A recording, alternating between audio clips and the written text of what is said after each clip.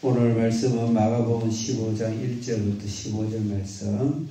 제가 어저께 지방에 갔다 와서 잠을 거의 못 자서 어쨌든 좀 빨리 정리를 했으면 싶어요. 15장 1절부터 5절까지는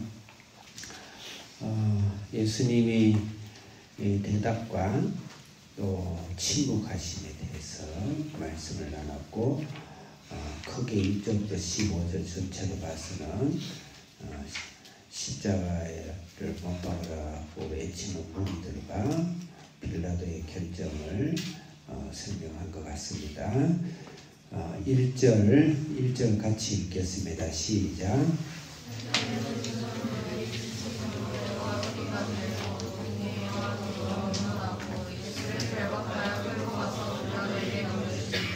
여기 대제사장들의 예수님을 십자가에 못 박게 하는 원흉인 대제사장들의 무리를 보면서 오늘 예수님 순환에 우리가 어떻게 적용할 것인가를 묵상을 해봤으면 좋겠는데, 새벽에 대제사장이 예수님을 넘겼습니다. 왜 새벽에 그랬을까?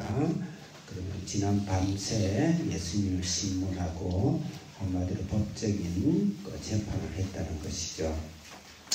이거는 명백한 이제 사실은 잘못입니다. 불법입니다. 이 당시에는 옛날이니까 그냥 대충 한 사람이 대충 법 없이 진행된 것 같은데 그렇지 않습니다. 여러분들 전 세계 가장 법의 모델이 로마법이에요. 또 유대인들도 성경을 통해서 철저하게 작은 것부터 큰 것까지 법의 제도가 있어요. 근데 그 제도를 완전히 쌍둥이 무시하고 밤새서 하는 법의 재판은 이들은 없으면 이건 사실 무효와 같은 거예요. 근데 예수님 십자가 못 박기에 해서 새벽에 불법으로 불공정하게, 그래서 우리의 삶 속에서 불공정한 것이 결국 예수님을 십자가에 못 박는 일이구나, 이런 생각을 하면서 세상의 불공정이 예수님 십자가 못 박는다, 예수님의 십자가에 못 박는 행위는 대체로 불공정으로 나타날 수 있겠구나. 그래서 나도 공정하지 않게 불법을 하는 예수님 십자가에 못 박는 그런 내 안에 재성이 있는지 우리가 한번 살펴봐야 되고, 그 대제사장이 그 다음 10절에 보면 이는 그가 대제사장들이 시기로 예수를 넘겨준다고 했습니다. 시기는 비교시인데, 시기는 10계명에 6계명에 살인하지 말라, 마음으로 살인하는 거, 시기, 질투, 남을 폄하하고 하는 것들은 바로 살인죄죠. 예수님을 죽이는 그런 살인죄죠.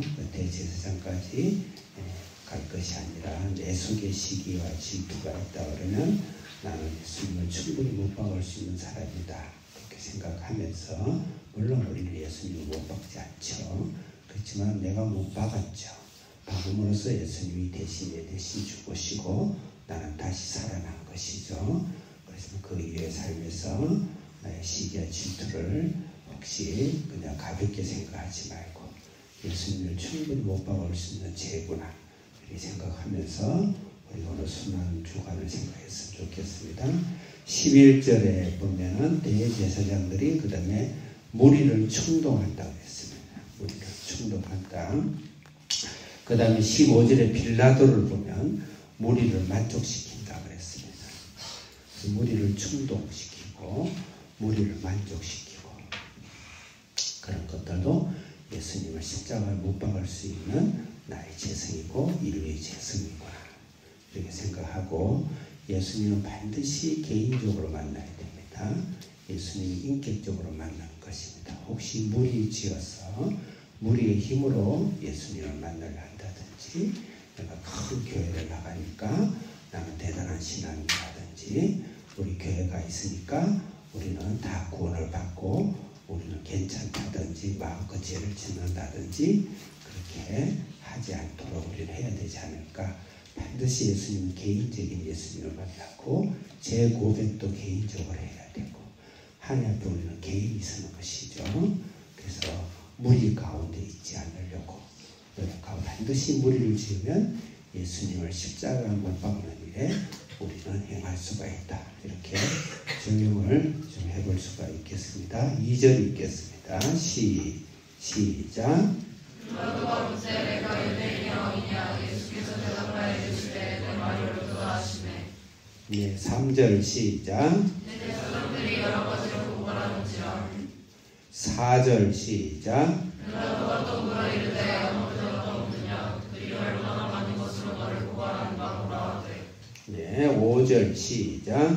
예수께서 다시 아무 말씀으로도 대답하지 아니하시니 빌라도가 바로 깨어있더라. 아멘. 그래서 예수님은 어떤 분이신가를 묵상을 하면서 예수님이 대답하신 것과 예수님이 대답하지 않고 완전 침묵하심을 우리는 묵상해 볼 수가 있습니다. 예수님이 대답하신 것은 내 말이 옳도다. 무엇에 대해서? 내가 유대인의 왕이냐. 그랬을 때 예수님은 대답하셨어요. 앞 절에 어제 큐티에 가도 예수님이 너가 하나님의 아들이냐 그랬을 때 대답했습니다. 내가 말했다. 내 말이 맞다. 나는 하나님의 아들이고 나는 하나님의 오실 구리 타고 오시고 하나님 건능이 아닌 오른쪽 건능 우편에 앉아있다. 그러면서 대답하셨어요. 그 외에 많은 질문을 할 때는 예수님의 대제사장들의 무리에 1절 침묵했습니다. 본문도 지금 그렇습니다. 5절까지. 이건 어떤 의미가 있을까? 무엇에는 말을 하고 무엇에는 침묵을 하셨을까? 깊이 묵상하면서 예수님은 자기 본인이 하나님이 되심에 대해서는 명확하게 대답을 하셨습니다. 맞다. 나는 하나님이다. 나는 하나님의 아들이다. 나는 하나님의 권능이다. 우편에 앉아있다. 심판주로 오실 것이다. 네가 유대인의 왕이냐? 여기 유대인의 왕이라는 것은 하나님을 말합니다. 유대인들은 하나님이라는 것 너무 잘 알죠. 다윗의 왕조, 다윗의 후예, 다시 오실 다윗의 왕가의 부활, 부흥, 완성. 이건 하나님 메시아를 이야기하는 거예요. 내가 하나님이라는 의미죠. 예수님은 명확하게 나는 하나님이라 거기에서 반드시 말씀하십니다. 그 외의 모든 질문에 대해서는 침묵하십니다. 우리 신앙생활 할 때 예수 그리스도 앞에만 서야 돼. 예수 그리스도에 관련된 것을 가지고 우리의 신앙인 것처럼 우리 혹시 착각할 수도 있어요. 헌금을 많이 한다. 나는 교회를 열심히 다닌다. 그것도 그냥 형식적으로 예배 생각 말씀. 그러고 나는 우리 집안은 4대 집안이다. 저희는 이미 벌써 5대를 가고 있어요. 그 다음에 나는 선교를 했다. 나는 심지어 신학을 했다. 나는 장로가 되어졌다. 절대 그 관련된 것 가지고는 예수님의 우리를 알아보지 않고 시인하고 우리를 인정하지 않습니다. 대답을 주지 않습니다. 주는 그리스도요 살아계신 하나님의 아들이십니다. 개인적인 깊은 영혼에서 흘러나며 하나님을 만나는 그런 곳에 우리 예수님 오늘도 대답을 하신다. 오늘도 우리 묵상하신 예수님 그것을 위해서 십자가를 지신다. 15절 읽겠습니다. 15절 마지막으로 시작. 빌라도가 우리에게 만족을 주고자 하여 바라바는 놓아주고 예수는 실직하고 십자가에 못 박히게 넘겨주시나. 예, 바라바는 이게 벌써 3번, 4번이 나오는데 바라바의 뜻은 바르와 아바의 합성인데 바르는 아들이고 아바는 아빠입니다. 아버지 할 때 아빠. 그러면 아버지의 아들이다. 이거는 아주 보통 명사죠. 흔한 명사. 아버지의 아들 아닌 사람이 어디 있겠어요. 바라바는 놓아줬죠. 예수님 그 자리에서 십자가에 못 박으시고 이 세상의 모든 사람을 대변하는 이름이다.